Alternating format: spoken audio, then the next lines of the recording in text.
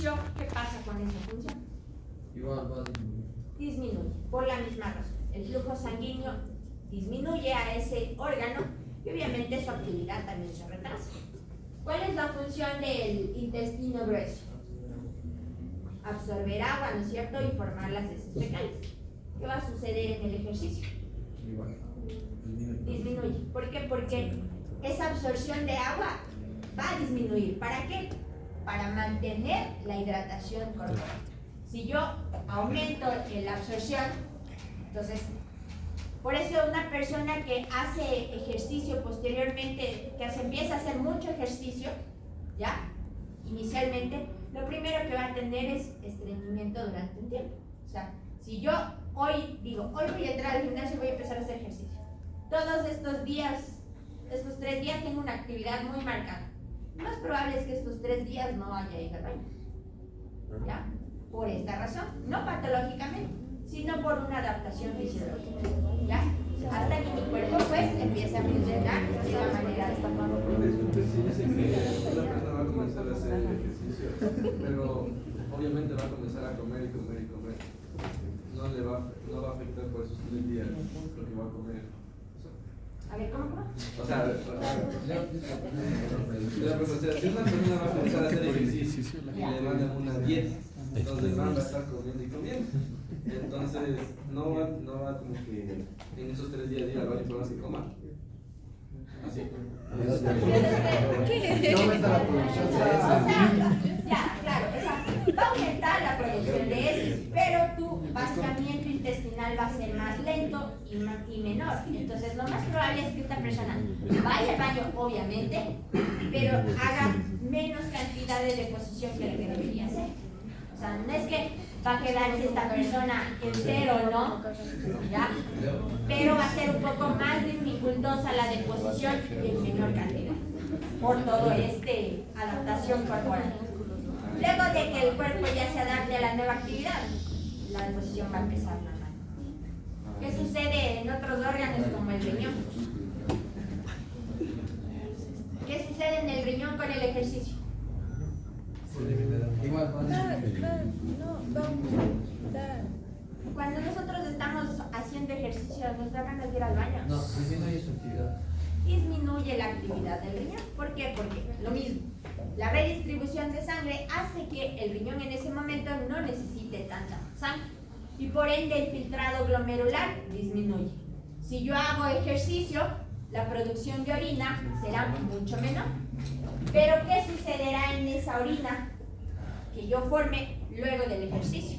Tal vez se va a concentrar más. Más concentrada, muy bien. ¿Más concentrada de qué?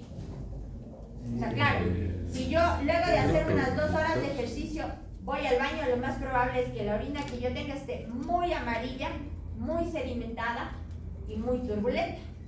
Que si yo tomo, por ejemplo, muchos líquidos, la orina es más clara, ¿no? Ya, esta orina es muy amarilla, muy sedimentosa, muy turbulenta porque acumula productos tóxicos, ¿no es cierto? ¿Qué productos tóxicos van a salir a través de la orina? El amoníaco, ¿qué otra? La urea, ¿y qué otra?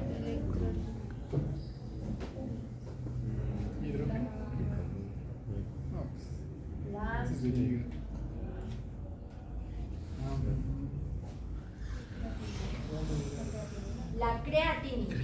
La urea y la creatinina son productos de desecho del riñón que generalmente nosotros los vamos eliminando diariamente en una función renal normal. Luego del ejercicio, si yo no tengo un adecuado filtrado glomerular, todos los productos tóxicos se empiezan a acumular en mi organismo.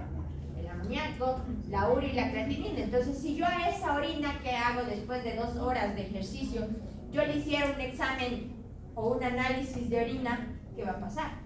¿Qué va a pasar con la urea y la creatinina en esa orina? Va a estar altísimo. ¿Y qué va a pasar si yo me hago un examen de sangre para ver urea y creatinina?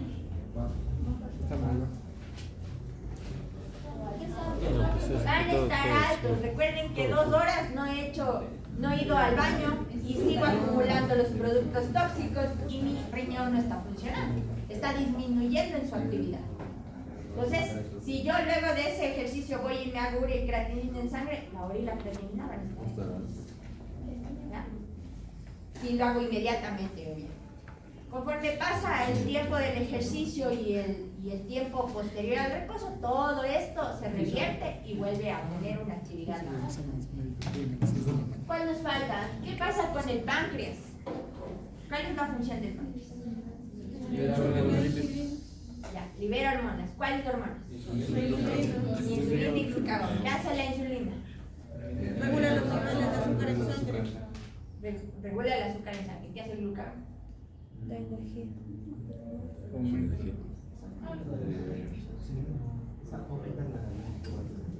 La insulina baja la glucosa de la sangre, el glucagón sube el azúcar de la sangre. Entonces, ¿por qué cuando yo estoy en ayunas no me desmayo? Porque el glucagón hace que mi nivel de azúcar aumente. ¿De dónde aumenta? De la glucógenolisis. Para que se transforme en glucólisis por el azúcar. ¿Qué pasa si mi azúcar es muy elevada? La insulina hace todo lo contrario. Ya. Ahora, en el ejercicio, cuando estoy haciendo toda esta actividad, ¿qué pasa con la insulina y el glucagón?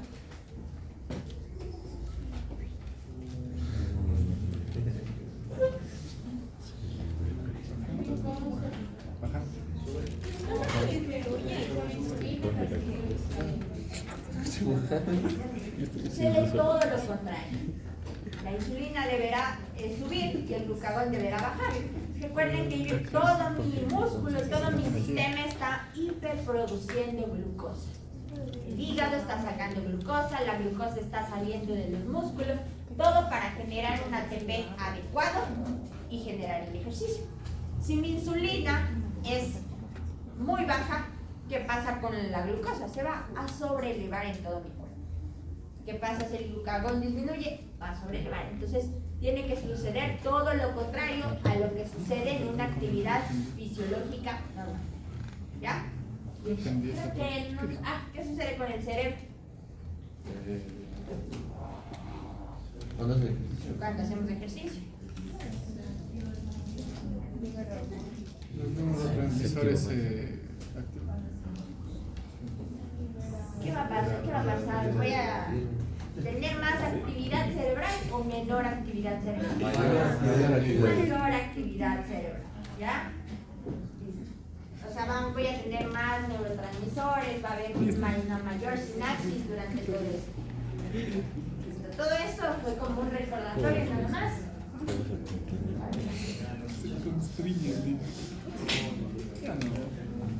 Para el ejercicio, en el ejercicio nosotros tenemos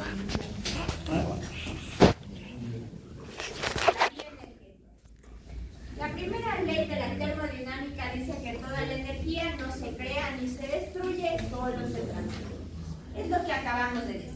Todo el material de ATP que se forme en la glucólisis deberá utilizarse. No, aquello que no se utilice será recaptado y otra vez vuelta a su forma pasiva. Es decir, que si teníamos ATP, este ATP se fragmenta en ADP y el fosfato entra en las funciones y se dan las contracciones para el momento del ejercicio. Si yo generé mucho ATP y ya termino el ejercicio, todo ese ATP no se pierde, vuelve a formar, todo ese ADP no se pierde y vuelve a formar ATP y permanecerá en reposo muscular hasta que yo vuelva a hacer energía.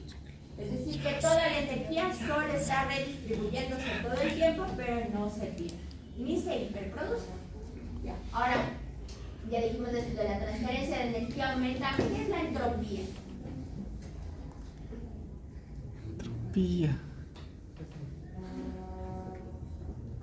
¿Quién se acuerda qué es la entropía?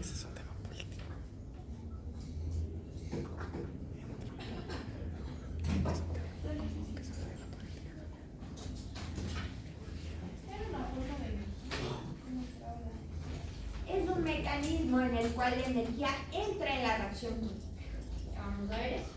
Los organismos vivos también pueden obtener energía de su entorno, como la radiación solar, y la almacenan como energía química. Es decir, que yo puedo utilizar la energía del sol y generar, por ejemplo, ¿qué vitaminas se forman con la energía solar? Vitamina D. La vitamina D.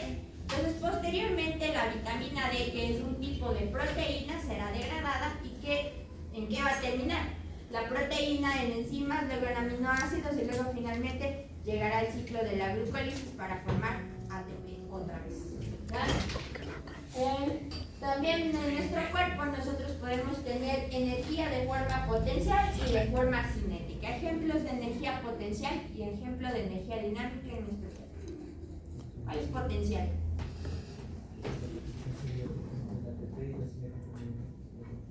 Muy bien. Ya, todo nuestro cuerpo está hecho por energía potencial y cinética. Si por ejemplo ahorita ustedes están sentados ahí, eso es de energía potencial.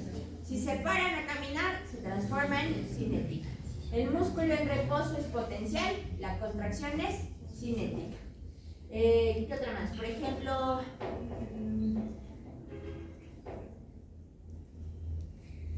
cuando sucede la sinapsis, ¿ya? En la sinapsis, cada vez que el impulso nervioso pasa de una neurona a otra, toda esta actividad de la bomba sodio-potasio que también sucede a nivel nervioso se transformará en energía cinética.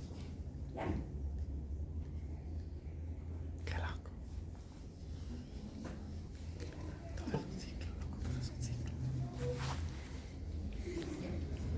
Dentro de nuestro cuerpo, nosotros vamos a generar dos tipos de energía.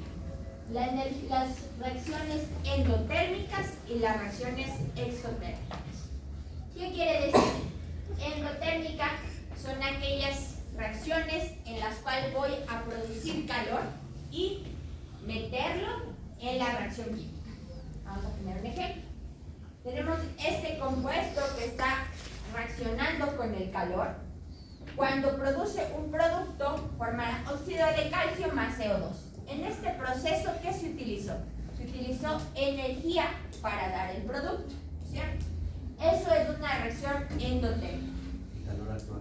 Cuando el calor actúa como un reactivo para un producto, ¿ya? Es decir, que para que se dé un producto o se dé la reacción, yo necesito calor. Vamos a poner un ejemplo. Si yo tengo una tetera con agua fría, ¿no es cierto? Y coloco en la llama de la cocina, ¿qué es lo primero que se va a calentar? ¿El agua o el recipiente? El recipiente. El recipiente. Y el agua se va a calentar por el calor del recipiente, ¿ya? Entonces, este calor generado de afuera hacia adentro es lo que es la reacción endotérmica. Es cuando el calor se genera de afuera hacia adentro para la reacción química, ¿ya? Eso es una reacción endotérmica. Aquí tenemos unos ejemplos. Ahora, la reacción exotérmica, en cambio, es cuando se libera el calor hacia el exterior. Es decir, que en la reacción química, como ustedes pueden ver aquí, ya no se utiliza calor como un reactivo, sino que el calor es el producto de la reacción química.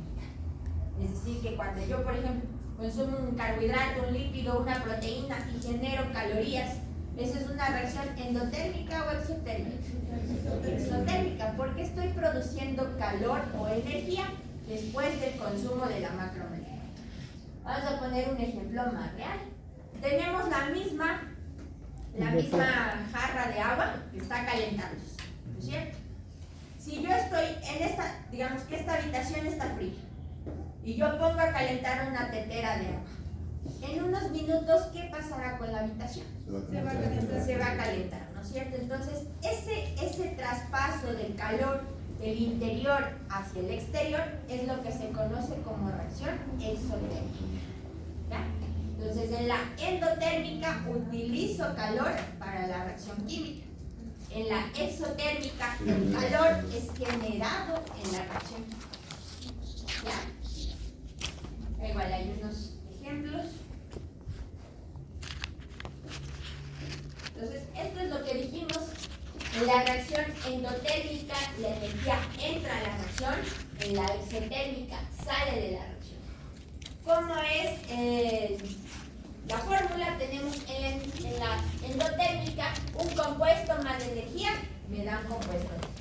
En la exotérmica, el compuesto A será igual a V más de energía, ¿ya? Entonces, en la endotérmica ven que la energía es el reactivo, en la exotérmica la energía es el producto, ¿ya?